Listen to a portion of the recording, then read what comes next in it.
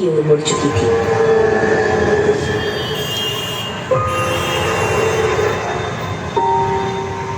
इसलिए बीच पूरा 20 मिनट गाड़ी चली मैंने चलाई थी। लाइटें बंद कर दी थी। भाई था मैं, इस लड़के को मारा था जाके उसी को पीछे छूट गया। लड़की चिल्ला रही है बचाओ बचाओ।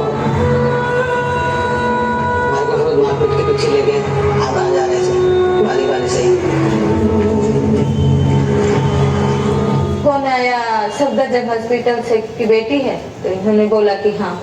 क्या हुआ? तो बोले कि आप सफदरजंग हॉस्पिटल आ जाइए, तो चोट लग गई है। बस में बैठे वे 6 चेहरे मानो इंसान नहीं, घने अंधेरे से निकले हुए आपका बहुत बहुत स्वागत है हमारे मंच पर। थैंक यू सीमा जी। आप सभी को मेरा नमस्कार। और मैं जनरली किसी भी इस तरह के प्रोग्राम में जाने से बचती हूँ, लेकिन जब मैंने सुना कि निर्भया जी के लिए ये प्रोग्राम है तो मैंने बिल्कुल ठान लिया कि मुझे तो आना ही है। और खासकर जिस तरह से सीमा जी आगे बढ़ के इन सब मुद्दों को उठाती है, मैं उनको नमस्कार करती हूँ, क्योंकि आपने जिस तरह से निर्भया के मामले को उठाया और उसे जस्टिस दिलाया, उसके लिए आप बहुत ज्यादा तारीफ के पात्र हो। 2012 से लेके 2026 में हम प्रवेश कर रहे हैं और आज भी हम निर्भया जैसे केसेस देखते हैं और फिर हम कहते हैं कि हम महिलाओं को सुरक्षा की जरूरत है। हमें इनफैक्ट महिलाओं की सुरक्षा की जरूरत नहीं है। तो पर मैं उसका शादी हो गया, उसमें हो गया, तो बाद में बोला कि सर हम भी बहुत IPS बनना चाहता है, शादी होगा, हम यहाँ बैठ गया। मैंने बोला देखो ये तुम्हारा कमजोरी है, तुम क्यों शादी किया? अरे बहुत लड़का मिलेगा यार, तुम जितना लड़का बेटा हुआ नहीं, ये लड़का लोग बहुत बर्बाद होते। सुनो ईमान, ये लड़का लोग आपका जन्मदिन में 12 बजे के 2 मिनट में बोलेगा हाय हनी आई लव यू, आपको बोलेंगे हैप्पी बर्थडे हनी, आपको फूल भेजेंगे, तो खून का नहीं लाल स्याही से लिख के दे देगा बल्कि आई लव यू। अगर कोई लड़का अगर आपको प्यार से इस तरह से अगर कोई आपको संबंध रखने की कोशिश करते, उसको बोलना पहले मुझे भी कुछ बनने दो, तुम भी कुछ बनो, उसके बाद में हम दोनों जो हम समाज के सामने हम शादी करेंगे, हम अपना, ताकि हम दोनों के प्यार का निशानी को हम अथॉरिटी में जाके हम नहीं ले जाएंगे, उसको हम अपने सरकारी स्कूल में नहीं रखेंगे, ताकि उसके लिए तो प्यार जो है ना। इसीलिए मैं कभी कभी आमिर खान को, उसमें सोनू, उसको भी सबको भी कभी कभी मिलता हूँ, और इवेंट रानी मुखर्जी को बोलता है कि आप हिंदी फिल्म में ऐसा डबल दिखा देते हैं कि लोग सोचते हैं कि एक हेलुसिनेशन कहते हैं ना, जो असली से दूर। हिंदी फिल्म ज़्यादा नहीं देखना, ये मेरा कहना है। हकीकत ऐसा नहीं होता है, हकीकत ऐसा नहीं होता है। इसीलिए आप जो खास तौर से लड़की लोग जो ना, क्योंकि तुम्हें कुछ ऊंच नीच हो गया भाई, तू गयो हेल्थ, फिजिकल, मोरली सब कुछ तुम्हारा शांति सब भंग हो जाएगा। तो ये लड़का तो कभी इस दाल में कभी उस दाल को चलते रहेगा, कोई आपको होगा नहीं। तो इसीलिए लड़के लोग आप जो जितना दिल्ली तक यहाँ तक पहुँचा है, जो आप नौकरी कर रही है या आप पढ़ रही है, इस बात पर ध्यान रहे कि आप कोई आपको हर कोई जवान लड़की तो सुंदर होते ही है, वो तो बात है, कुछ सही बात है।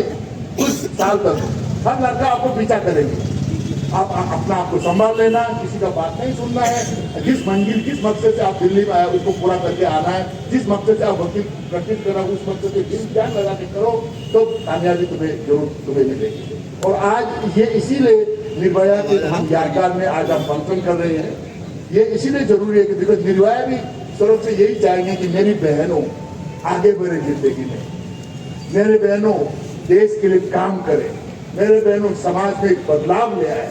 जैसा बापू कहते हैं ना, अब अगर आप औरत है, अब सीमा एग्जाम्पल मिसाल है, अगर आगे बढ़ना चाहते या बदलाव ले आना चाहते, be the agent of change. कल को तुम्हें खुद जज बनेंगे, कमिश्नर बनेंगे, अच्छा एडवोकेट बनेंगे, लॉयर बनेंगे, जर्नलिस्ट बनेंगे, अच्छा उद्योगपति बनेंगे, तभी तो आप यू कैन अपना देश के लिए, तुम्हारे लिए, आप समाज के लिए आगे सोच सकेंगे ना। जब तुम्हें कुछ ही नहीं होगा तो तुम आगे सोच क्या सोचोगे? तो यही श्रद्धांजलि तो होगा जो अभी कुछ बातें कही है, तो जो कुछ सुन रहा है आप भी, तो लड़का लोग जितना भी, अब जो अंकल लोग बैठा हुआ है या लड़का लोग बैठा हुआ है, जब आप घर वापस जाएंगे ध्यान रखना, तुम्हारा भी बहन है, तुम्हारा भी माँ है, तुम्हारा भी दीदी है। कोई अगर किसी को चेड़ने से पहले ये जरूर सोचेंगे तुम्हारा बहन को कोई चेड़े तुम्हें कैसा लगेगा। हमें दुख होता है जब हम 6 जिला का हम डीसीपी रहे, एसएसपी रहे, इवन हम यूएन में भी हम ये 4 साल नौकरी करके आया, राष्ट्रपति जी का साथ में नौकरी करके अभी मैं निकला हूँ, तो दुख लगता है कि जो कोई लड़का जेलदार करके उसको थाने में ले आते, जहां पर तो मारता है उसको फिर क्या कहें। और जो माँ के समझ जो बैठा हुआ है, देखो अगर आप घर पे अगर सही तरह की संस्कार नहीं देगा तो आगे जाके वो जानवर बनेगा। तुम्हारा बेटा अगर कोई भी अगर इस तरह की हरकत करता है तो मत छोड़ो उसको, नहीं तो उस बात में देखिए बर्ड होल हाउस होता है, एक अंग्रेजी में कहावत है, अगर तुम्हारा बेटा लड़की भूलने के निकले तो जापर मारो, सिखाओ, समझाओ, उस अपने बहन को बता के ले ये तुम्हारा बहन है, कल को तुम्हारे बहन को कहेगा तुमको कैसा लगेगा।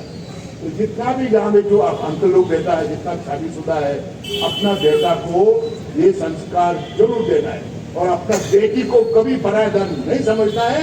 उसके लिए तुम जितना, अभी सुप्रीम कोर्ट में रूलिंग हुआ है, Seema will agree with me, property का भी पूरा का पूरा हक है उनका ऊपर में, तो उनको अभी कुछ मत करो आप। इसलिए मैं सबको ये जितना भी कमर और कोमा से जो चीज कहते बुलाता बोलते यार तू इतना पैसा कमा के दहेज के लिए मत कमाओ ना, उनको पढ़ा लिखा में उसको वो करते पढ़ने दो, कैम्ब्रिज में जाने दो, एम्स में जाने दो, अच्छा उसको ना लो करने दो, ताकि कभी वो जिंदगी बन करके आपका बेटी होनहार होगा, समाज के लिए काम आएगा, वो जिंदगी में तुम्हें हमेशा आभारी रहेंगे। मैं ज्यादा बात नहीं करते हुए सीमा समृद्धि जी, जिन्होंने सारी सीमाओं को लांघ करके आज इस दिवस को मनाने का यह कार्यक्रम रखा, जो 16 दिसंबर को हम लोगों ने एक बहुत अगाध वेदना झेली और उस वेदना को किस तरह से साहस से हमारी एक बिटिया ने अन्याय को धता बताई और हम सबको उद्वेलित किया, जिसकी वजह से हमारी न्याय व्यवस्था में बहुत सारे सुधार भी किए गए। सर्वप्रथम तो मैं सीमा को उसकी परसुएसिव वैल्यू को, और जिससे पता चलता है कि वो कितनी ज़्यादा अपने कमिटमेंट को पूरा करने में किस तरह से लड़ सकती हैं, इसका मुझे आभास हुआ उनके इस कार्यक्रम के दौरान। यह सचमुच बहुत ही एक प्रशंसनीय कार्य है, जहां हम आज के इस दिवस को निर्भया के जन्म दिवस के रूप में तो के मेमोरी में मेमोरियल डे तो मना रहे हैं, लेकिन उस घटना ने किस तरह से, हालांकि मैं ये भी मानती हूँ कि उबड़ खाबड़ रास्ता सिर्फ लड़कियों के लिए नहीं है, लड़के भी उतने ही उनको उबड़ खाबड़ रास्तों से चलना पड़ता है, और उस माने में दोनों को एक बहुत ही अपनी जगह बनाने के लिए और कहीं एक जगह पर पहुंचने के लिए बहुत मेहनत करनी पड़ती है। लेकिन जहाँ तक लड़कियों का सवाल है, वो मेहनत मेरी समझ से दोहरी हो जाती है। आज इस अवसर पर मैं संविधान निर्माताओं को नमन करती हूँ कि उन्होंने एक जो हमें संविधान दिया जिसमें किसी तरह के डिस्क्रिमिनेशन की जगह नहीं है, और उस संविधान ने हम सबों में ये ताकत दी, हम लोगों में ये आत्मविश्वास पैदा किया कि अगर हम किसी डिस्क्रिमिनेशन के खिलाफ या किसी अन्याय के खिलाफ हम लड़ते हैं तो सारी व्यवस्था भी हमारे साथ है और न्याय व्यवस्था तो है ही।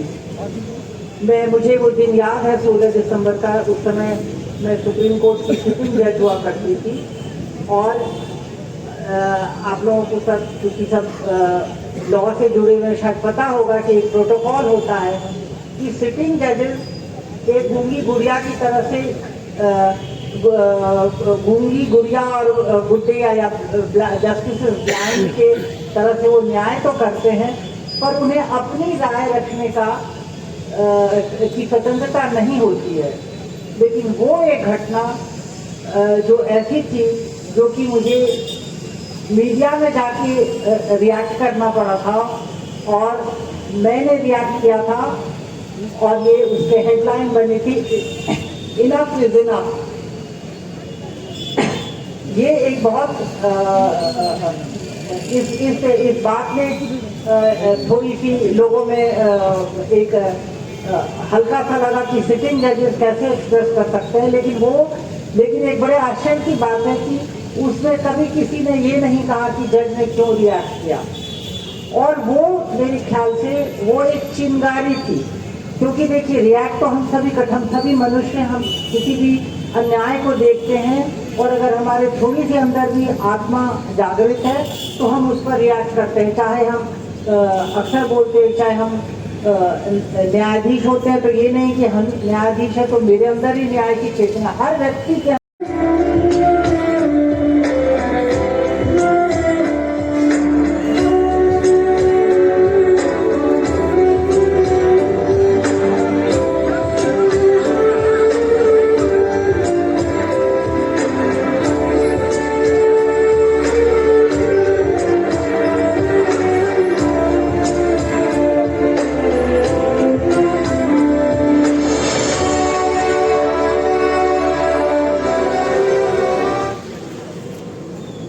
पर 13 साल हो गए हैं।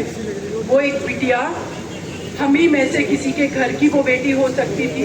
वो भले ही एक द्वारका में रहने वाले परिवार श्रीमती आशा जी और बद्रीनाथ जी जो उनके पेरेंट्स हैं, उनकी बेटी थी, उनके 2 भाई थे। एक हंसता खेलता परिवार था, बहुत स्ट्रॉन्ग थी वो बिटिया। आप लोगों को बताना चाहती हूँ, उस परिवार ने अपनी बेटी को पढ़ाने के लिए अपनी जमीन बेच दी थी। वो बेटी पैरामेडिकल की तैयारी कर रही थी और देहरादून अकेले अप डाउन करती थी, आती जाती थी। बहुत बहादुर बेटी थी, लेकिन उस सोच ने उस बेटी से उसके भविष्य के सपने, उसका शरीर, उसकी आत्मा, उसकी रूह सब कुछ छीन लिया, पूरे देश को झकझोर दिया। आज मुझे लगा कि ये प्रोग्राम मेरी पूरी टीम, हम सब लोग कर रहे हैं, उनको श्रद्धांजलि दे रहे हैं। सही मायने में ये प्रोग्राम नहीं है। वो चार्जशीट उनकी जब मैंने पढ़ी तब उस पेपर पे हमारे आंसू गिरे कि कोई इतना दरिंदगी कैसे कर सकता। जब उनके घर में मैं पहली बार गई, उनका चेहरा देखा उस फोटो पे, आप बिलीव करेंगे इतने सारे सवाल थे कि उस बेटी की गलती क्या थी। क्या सिर्फ एक बेटी होना? तो हमें संवेदनशील बनना पड़ेगा और हमें शपथ लेनी पड़ेगी। और ये शपथ सिर्फ हम अपने घर की बेटी के लिए नहीं ले रहे, ये शपथ हम उस भारत की हर घर की बेटी के लिए, इवन की विश्व की हर घर की बेटी के लिए ले रहे हैं कि हम उसकी सुरक्षा सुनिश्चित करेंगे। हम उसको सुरक्षित करेंगे, उसको आजाद रात में सड़कों पर घूमने देंगे। वो किसी के लिए ऑब्जेक्ट नहीं होगी, मौका नहीं होगी। ये शपथ उस बेटी के लिए है, जब वो कोख में है तो सोनोग्राफी करा करके उसको मारने की नहीं है, उसको इस दुनिया में आने देने की है। अभी क्रिकेट वर्ल्ड कप में देखा आप लोगों ने, कोई देखता नहीं था, लेकिन मैंने देखा उस दिन जितनी महिलाएं खुश थी, शायद उससे ज्यादा मेरे पुरुष भाई सेलिब्रेट कर रहे थे रोड पर निकल करके। तो आप सोचिए, क्षमता तो उनके अंदर है ना। उनको परिवार आज मौका देने लगा, लेकिन रोड पर घूमते कुछ अराजक तत्व उनसे वो मौका छीन ले रहे हैं डर के वजह से। और मैं आज दावे के साथ कहती हूँ, यहाँ मेरे जितने भाई खड़े, मुझे जरूरी नहीं है लाखों की संख्या में लोग सुने, लेकिन यहाँ जितने भाई खड़े हैं, ये यहाँ से ही मुहिम शुरू हो जाएगी। आप जैसे भाई ही, आप जैसी बहनें ही हमारी बेटियों को सुरक्षित करेंगे और इंश्योर करेंगे कि रोड पर चलने वाली किसी भी परिवार की बेटी, वो मेरे देश की बेटी है, वो मेरी जिम्मेदारी है, उसको कोई कुछ नहीं कर सकता। तो उसी के लिए ये शपथ है। और आज हम लोगों के बीच में ये बड़े गर्व की बात है में विदाउट एनी रिजर्वेशन अपनी सर्विस देने वाली, उस कुर्सी पर बैठ करके न्याय करने वाली ऑनरेरियम मैम हमारे साथ हैं, श्री ज्ञान सुधा मिश्रा मैम। साथ में हेल्पिंग हैंड जो एनजीओ चला रहे हैं, खाने का मन नहीं करता, घर की याद आती, घर के खाने की याद आती, माँ के खाने की याद आती, लेकिन मैं ये दावे के साथ कहती हूँ उसके बावजूद भी आपके हौसले हमेशा ये होने चाहिए कि मैंने जॉब करके, मैंने सोशल वर्क करके अगर एक व्यक्ति का भी हित कर लिया तो आप समझ लो आपका जीवन सार्थक है। इसी उद्देश्य के साथ आप लोग संघर्ष करते हो, मेरी शुभकामनाएं आपके साथ हैं। लेकिन ये वादा आज आपको करना होगा, यहाँ जितने लोग खड़े हुए हैं आपके सामने, आज मैम हैं, बड़े भाई विभू रोबिन जी हैं, समीर श्रीवास्तव जी हैं, राहुल त्रिवेदी जी हैं, रोहित पांडे भाई साहब हैं। आज 16 दिसंबर 2025 को